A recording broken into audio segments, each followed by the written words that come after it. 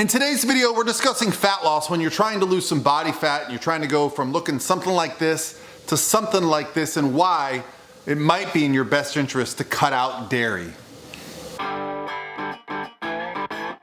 Hey guys, what's going on? This is Paul Ravella from ProPhysique.com. In today's video, we're gonna break down the idea of what it takes to lose body fat, what it takes to reach your goals, what are some common myths, some misconceptions, and what is actually behind that myth and misconception, because there's generally going to be some thought put into these ideas, like, why is dairy not a good thing? And today's question comes from right here. So thank you guys for all the great questions you've been sending. I can really tell there's a lot going on in your minds, and I'm trying to clear up some information for you guys. So go to my Instagram direct message, send me your messages, let me screenshot them and answer them.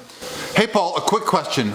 By the way, your videos are unbelievable. Well, thanks, man. I've heard from a lot of people, especially when you're cutting, it's okay to use dairy products, milk or yogurt. So not really a lot of information there on what to go on, but I hear what you're asking me, is it okay to use dairy? Now, first things first, let's talk about what it takes to lose body weight, body fat, a caloric deficit, right? So could dairy be a part of a successful fat loss campaign?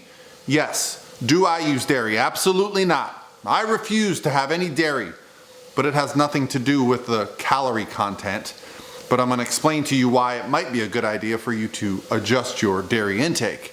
No, I'm actually, as I've gotten older, a little bit lactose sensitive. That's right. So for me, consuming dairy, especially whey, causes digestive distress in the form of bloating, gas, even the fun one, diarrhea. That's right, guys. And if you're having those symptoms, that is your body telling you, hey, there's something going on here.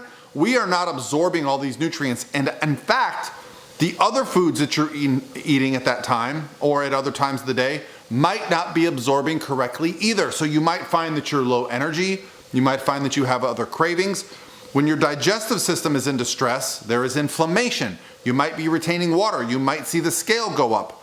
Okay, so there's a lot of things that are happening in our digestive system to break down food, absorbs them into the intestines, and then they get into the bloodstream, and then they get into our muscles, and they do all the good things that we want them to do. But if you have distress, like I do with dairy, believe me, it's not fun. You know why? Because I love cheese, I love milk, I loved all those things. In fact, when I figured this out, I was in my mid-30s, so I don't know if it was just an age thing. I guess they say something like 80% of the world's population at some point or another is sensitive to lactose.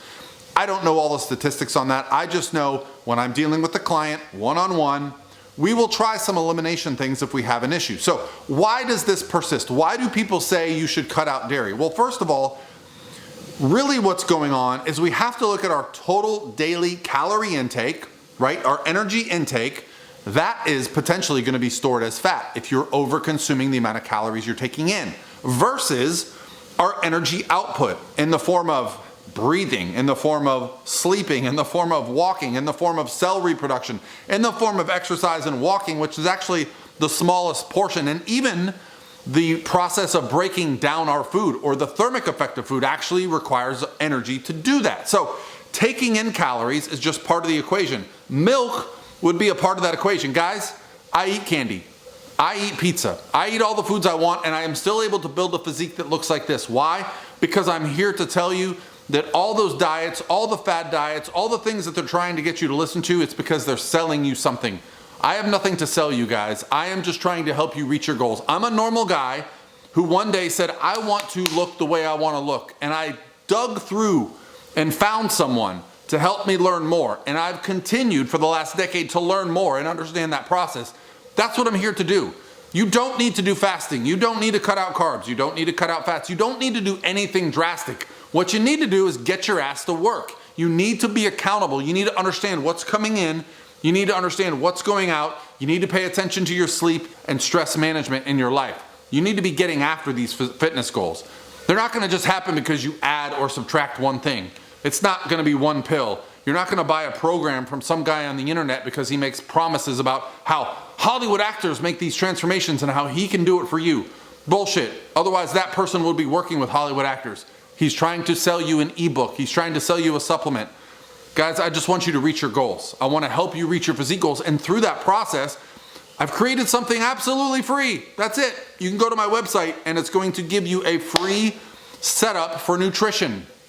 Why? Why am I giving it away free? Because I've gone through this journey so many times myself. I've gotten the questions from you guys, and I want to help you understand what I now understand.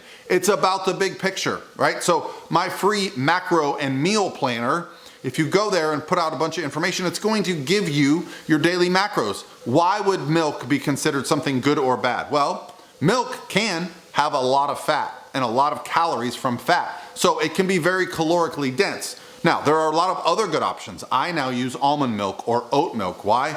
Because sometimes I want a bowl of cereal, and if I have it with regular milk, it's gonna be problems. But the point here is that I'm accountable. I can eat whatever I want. There are no bad foods, not in my world. The only bad foods for me are things that have dairy in them. Unfortunately, a lot of those foods are foods that I do enjoy, but if it has some dairy, sometimes I'll have some discomfort, and sometimes I'm willing to deal with that. But the leaner I get, the closer I get to shredded, I don't really want to deal with those issues, especially when I'm really paying attention to my nutrition and my recovery. So, if you understand that you can eat a certain amount of protein, carbs, and fats a day, milk might not be the best option because, hey, I'll be honest, when I'm dieting down, I don't like to drink my calories. Most of the time, when I'm dieting down, I like to really make sure I'm consuming large meals that have a lot of volume, a lot of satiety, a lot of micronutrients, and slamming some calories through liquids doesn't sound as appealing when I'm leaning down. Now when I'm bulking and calories get annoying, yeah, I'll drink some calories. So the reason that milk has a good or bad rap is because people, maybe, they didn't change a whole lot in their diet, they just stopped taking in milk. And guess what? They cut out several hundred calories a day, which you can get in a couple glasses of milk, and they started losing weight. And they said, oh, I see what's happening here. Milk is bad.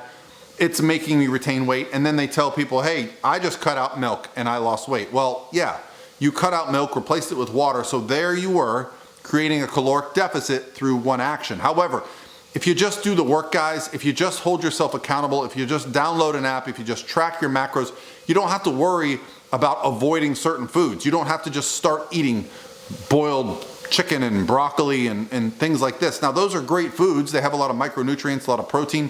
I love single source ingredients, meaning I like to get my protein from protein sources, my carbs from carb sources, and my fats from fat sources. I don't like to blend those foods because oftentimes you're gonna get a lot less food volume when that happens. Of course, it comes down to where you're at in your face. But the idea that dairy is somehow good or bad is false. It's not inherently either. It is what it is. It's just dairy.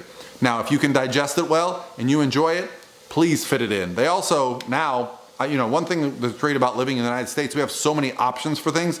There's like 3 or 4 different kinds of milk. Heck, there's even a company now that's making high protein milk. So it's like very low fat, high protein. So these can fit your goals for the day very easy, right? My wife loves using these. Why? Because sometimes it's hard for her to get all her protein in for the day. So she uses these high protein, low fat milk products to get her protein in for the day. Guys, it all comes down to your daily totals. It all comes down to the energy that you're putting in, the energy that you're exerting, and how that balance is happening. And how do you know if you're losing body fat? Well, you should be taking pictures, you should be tracking your waist.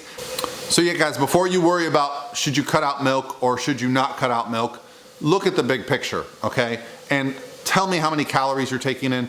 Tell me what you're doing throughout the day. And if you're not losing weight, you can either reduce calories, increase activity, or a combination of both. The details of which, if you got some questions below, I'll be happy to answer them, or you can send me a direct message to my Instagram. But guys, have a great day. Talk to you tomorrow.